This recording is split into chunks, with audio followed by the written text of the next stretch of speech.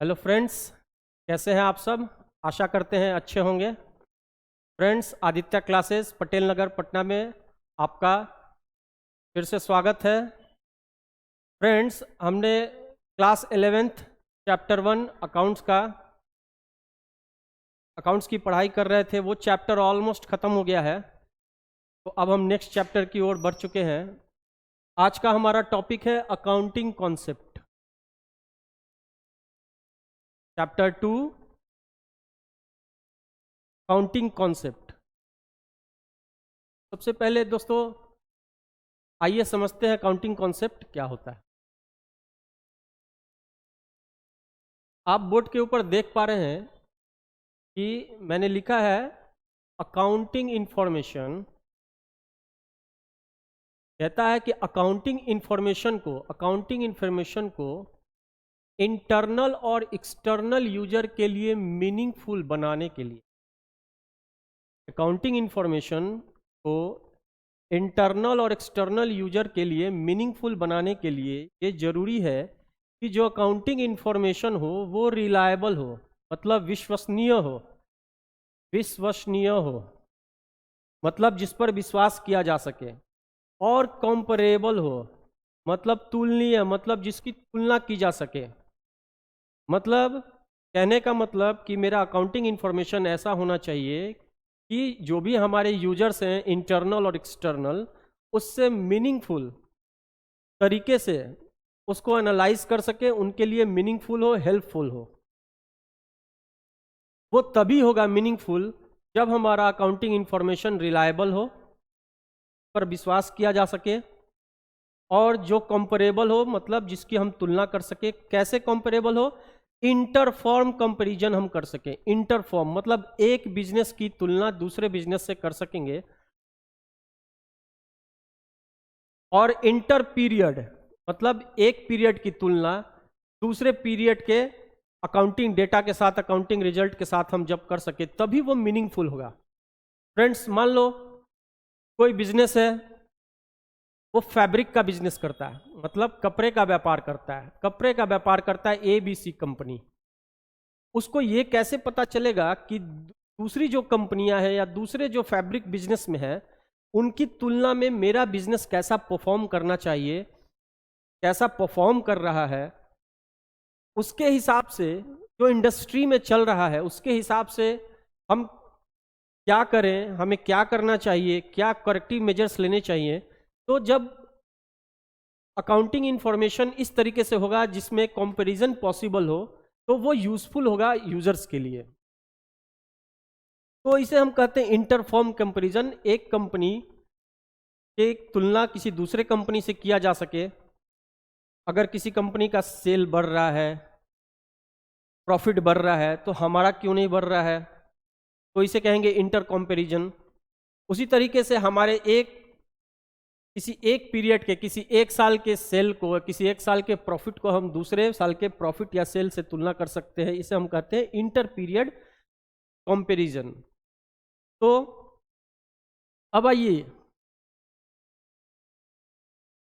ये कंपैरिजन कैसे पॉसिबल होगा, ये कंपैरिजन कैसे पॉसिबल होगा। कहता है कि ये कंपैरिजन कैसे पॉसिबल होगा।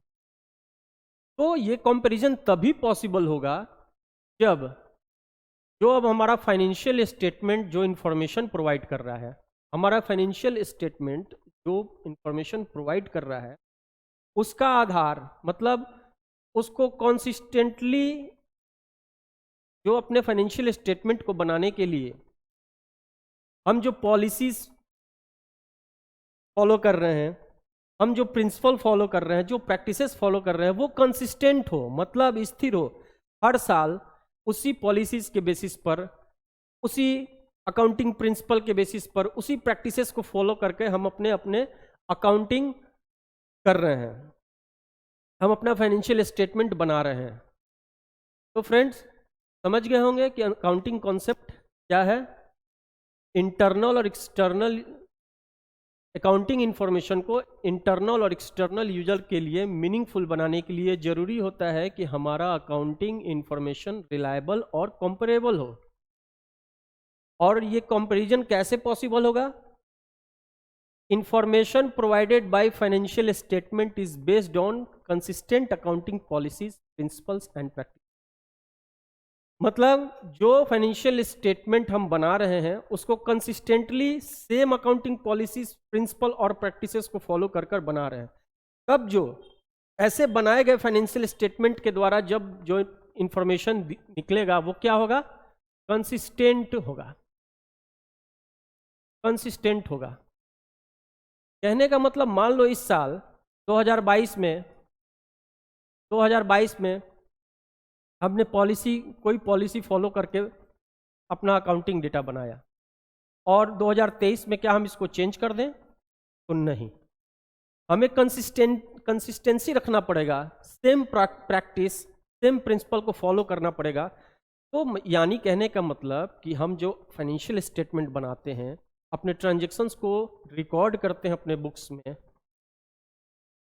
वो साल दर साल हमें कंसिस्टेंट पॉलिसीज, प्रिंसिपल और प्रैक्टिसेस फॉलो करके बनाना होगा।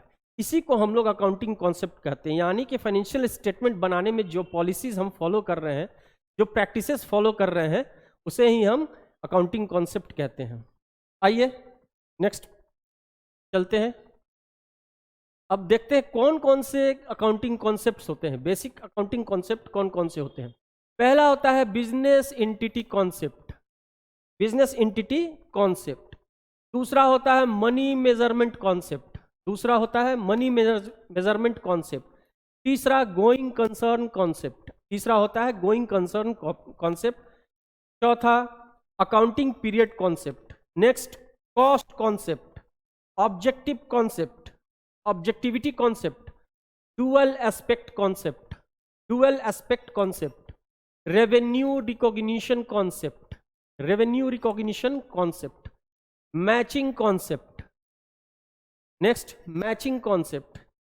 अगला है full disclosure concept, full disclosure concept. फिर नेक्स्ट है कंसिस्टेंसी कॉन्सेप्ट, कंसिस्टेंसी कॉन्सेप्ट। फिर है प्रूडेंस कॉन्सेप्ट और मेटेरियलिटी कॉन्सेप्ट। और क्या है? Materiality concept. तो दोस्तों आप देख रहे हैं बेसिक अकाउंटिंग कॉन्सेप्ट कौन कौन से हैं?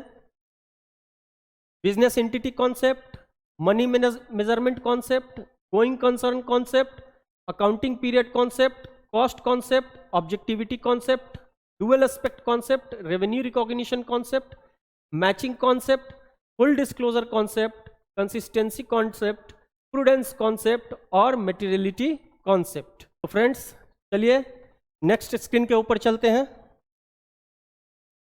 तो समझते हैं बिजनेस एंटिटी कॉन्सेप्ट। हमारा पहला कॉन्सेप्ट है बिजनेस एंटिटी कॉन्सेप्ट, इसको हम समझते हैं। आइए, कहता है कि according to this concept both business and owner are separate entities. Business entity concept के अनुसार कहता है कि जो बिजनेस है, इस कॉन्सेप्ट के अनुसार बिजनेस और मालिक दोनों अलग अलग व्यक्ति हैं। बिजनेस एंटिटी कॉन्सेप्ट कहता है कि बिजनेस और मालिक बोथ आर सेपरेट एंटिटीज, दोनों अलग अलग एंटिटीज हैं। जो भी हम अकाउंटिंग करते हैं बुक्स में, वो बिजनेस पॉइंट ऑफ व्यू से किया जाता है। यहां देखो हमने लिखा है all business transactions are made in the books of business and not that of owner. सारे बिजनेस ट्रांजैक्शंस बिजनेस को ध्यान में रख के किए जाते हैं, बिजनेस के बुक्स में किए जाते हैं, ना कि मालिक के बुक्स में किए जाते हैं। फ्रेंड्स, ये अकाउंटिंग कॉन्सेप्ट का one of the most important concept है, जिसमें बच्चे अक्सर गलती करते हैं। कभी भी हम ट्रांजैक्शंस रिकॉर्ड करेंगे तो बिजनेस के बुक्स में रिकॉर्ड किया जाता है, बिजनेस पॉइंट ऑफ व्यू से किया जाता है, बिजनेस को ध्यान में रख करके किया जाता है। क्योंकि इस कॉन्सेप्ट के अनुसार बिजनेस और मालिक दोनों ही एक दूसरे से अलग होते हैं, यानी कि दो व्यक्ति माने जाते हैं। अकाउंटिंग पॉइंट ऑफ व्यू से बोथ आर सेपरेट, है ना। और क्या होता है, देखो यहां मैंने लिखा है बिजनेस और owner different from each other, एक दूसरे से अलग माने जाते हैं। और आप कभी भी अकाउंटिंग कीजिएगा तो हमेशा बिजनेस को ध्यान में रख के कीजिएगा। बिजनेस के बुक्स में एंट्रीज की जाएंगी, बिजनेस के बुक्स में ट्रांजैक्शंस रिकॉर्ड किए जाएंगे, ना कि मालिक के रिकॉर्ड में ट्रांजैक्शंस किए जाएंगे। तो आशा करते हैं कि आप बिजनेस एंटिटी कॉन्सेप्ट को समझ गए होंगे कि सारे बिजनेस और मालिक दोनों एक दूसरे से अलग होते हैं। Business point of view, accounting point of view से दे आर टू पीपल, दो लोग होते हैं, और सारे ट्रांजैक्शंस बिजनेस के बुक्स में किए जाएंगे, अकाउंटिंग ट्रांजैक्शन, ना कि ऑनर के बुक में किए जाएंगे। तो चलिए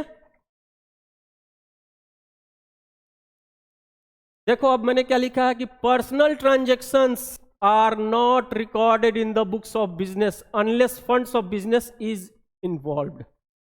मालिक का पर्सनल एक्सपेंसेस, जैसे मान लो उसने अपने बिजनेस में से, बिजनेस के फंड से अपने घर के कुछ सामान खरीद लिए, अपने बच्चों की फीस भर दी, अपना इंश्योरेंस प्रीमियम भर दिया, तो वैसे ट्रांजैक्शंस को बिजनेस के बुक्स में रिकॉर्ड नहीं किया जाएगा।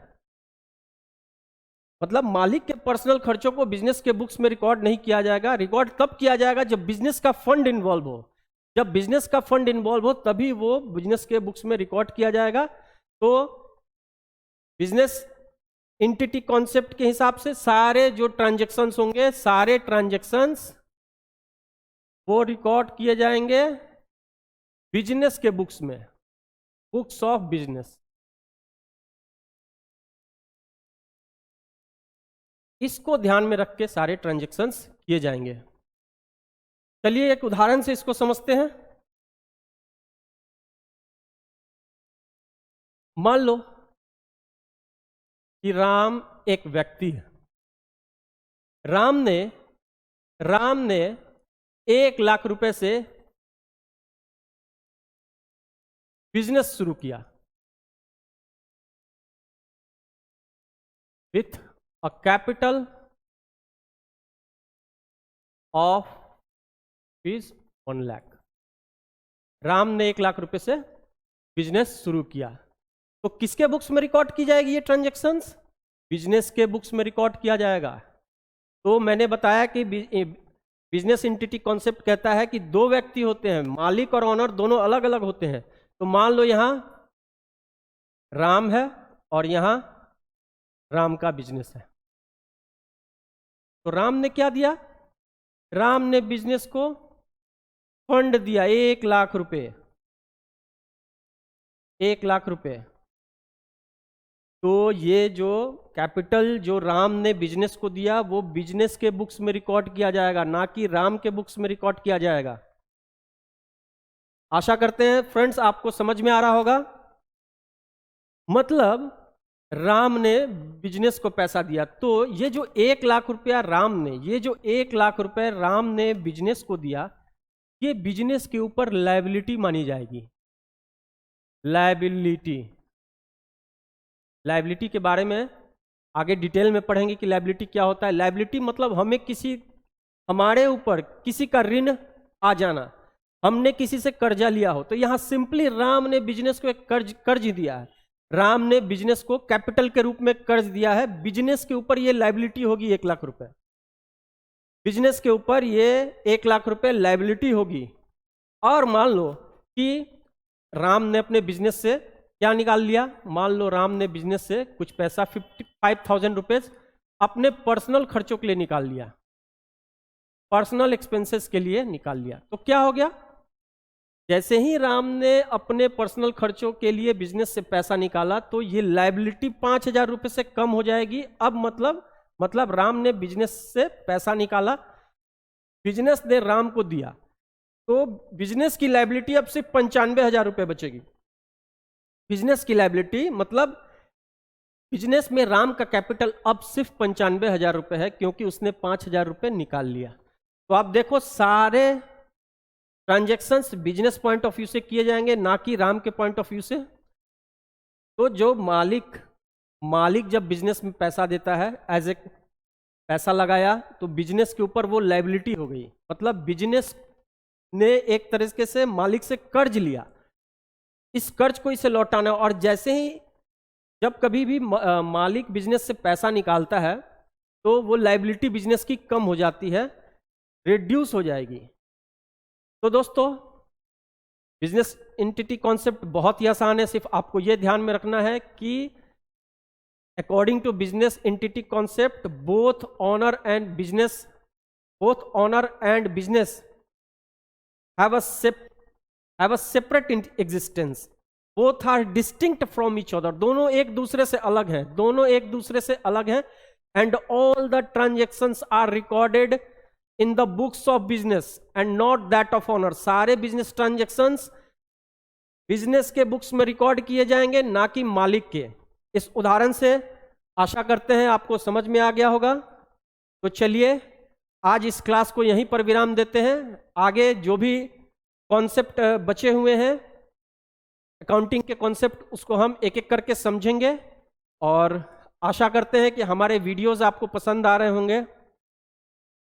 हमारे वीडियोस को लाइक कीजिए, शेयर कीजिए, इस चैनल को सब्सक्राइब कीजिए। चलिए इस वीडियो को यहीं पर विराम देते हैं। थैंक यू वेरी मच, धन्यवाद।